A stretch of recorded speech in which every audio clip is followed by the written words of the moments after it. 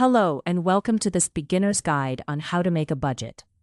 If you've ever felt overwhelmed by your finances or wondered where all your money goes each month, you're not alone. Budgeting might sound intimidating, but it's actually one of the most empowering things you can do for your financial future. Today we're going to walk through this process step by step, and by the end of this video, you'll have a clear understanding of how to create and maintain a budget that works for your life.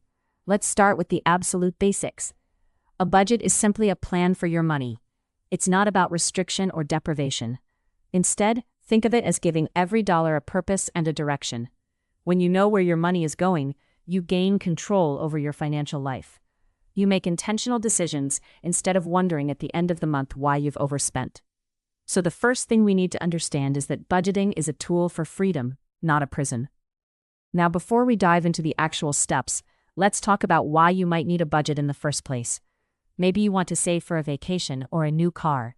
Maybe you're trying to pay off debt or build an emergency fund. Perhaps you simply want to stop living paycheck to paycheck. Whatever your reason, having a clear budget makes all of these goals possible. Without a budget, you're essentially flying blind. With one, you have a roadmap.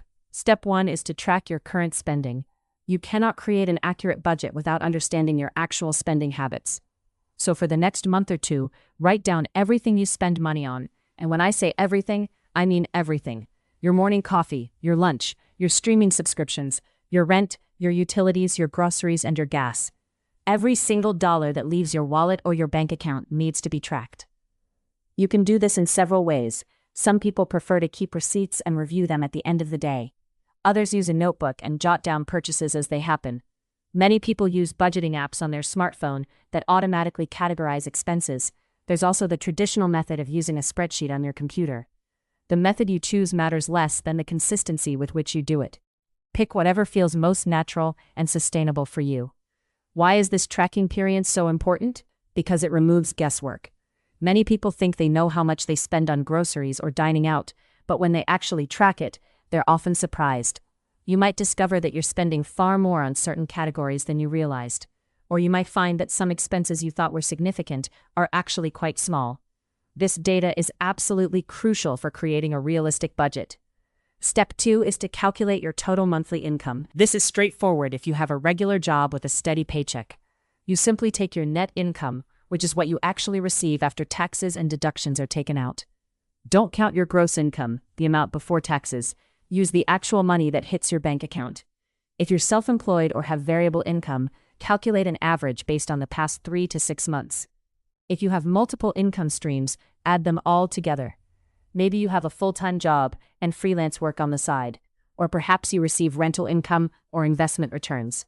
Add all of these together to get your total monthly income. This is the foundation of your budget. Everything you plan to spend must be equal to or less than this number if you want to avoid going into debt. Now we move to step 3, which is categorizing your expenses. Based on the spending you tracked in step 1, you're going to organize your expenses into categories.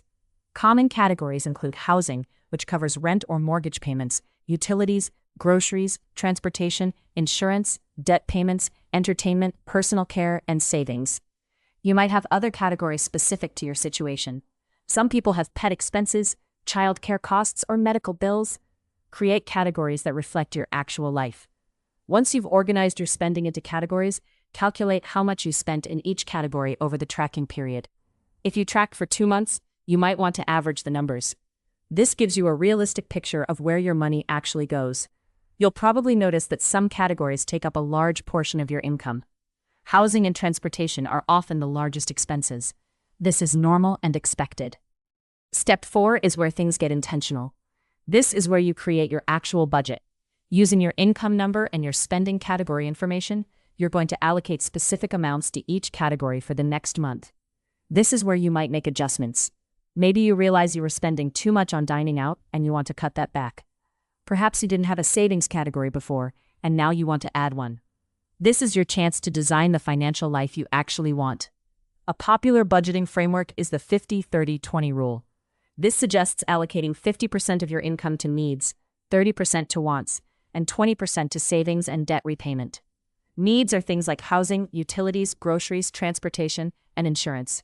Wants are things like entertainment, dining out, hobbies, and subscriptions. and savings includes your emergency fund, retirement contributions, and debt payments. This framework is a great starting point, especially if you're not sure how to allocate your money. However, the 50-30-20 rule might not work perfectly for everyone. If you live in an area with very high housing costs, your needs category might be 60 or 70% of your income. If you're aggressively paying off debt, your savings category might be much larger. The key is to be realistic about your situation, while still pushing yourself to save and invest in your future. Your budget should be challenging, but achievable. Step 5 is to track your spending against your budget throughout the month. This is crucial because your budget is only useful if you actually follow it. There are several ways to do this. You can check your budget weekly to see how you're doing in each category. You can use budgeting apps that automatically track your spending and compare it to your budget. You can review your bank and credit card statements regularly. The important thing is that you're paying attention and making course corrections as needed. Throughout the month, you might find that you're overspending in some categories and underspending in others. That's okay. The point is to catch it early so you can adjust.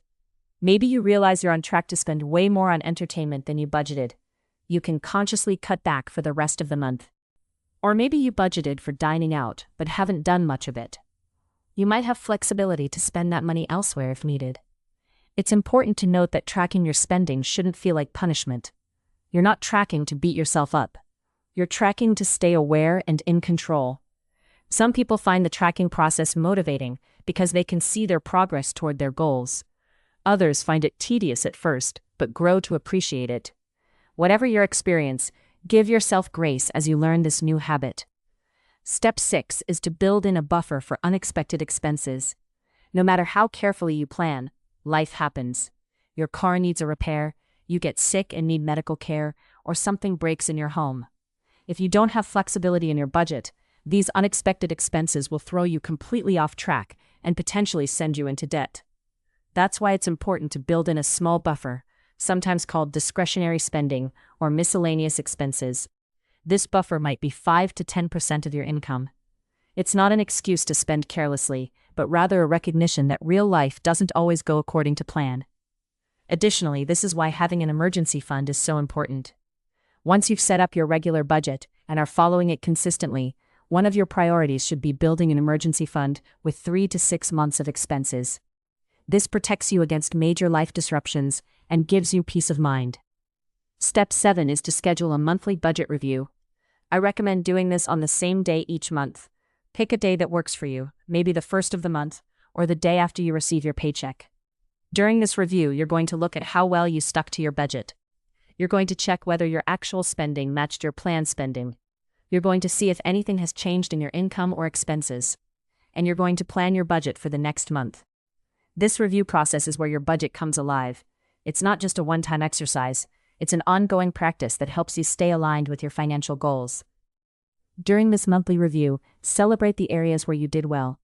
If you stayed under budget in a category, acknowledge that. If you saved more than you planned, that's fantastic. Also, look honestly at areas where you struggled. Did you overspend on a particular category? Try to understand why. Was it a genuine emergency, or was it a conscious choice? Understanding the why will help you plan better for next month. Step 8 is adjusting your budget as needed. Your budget isn't set in stone. As your life changes, your budget should change too. Maybe you got a raise at work and your income increased. Maybe you paid off a debt and now you have that payment amount freed up for other priorities. Perhaps your living situation changed and your housing costs are different. Seasonal expenses might affect certain categories. These are all reasons to adjust your budget. Don't be afraid to make changes. A budget that doesn't reflect your current reality isn't useful. The goal is to create a budget that works for your life as it is right now, while also pushing you toward your financial goals.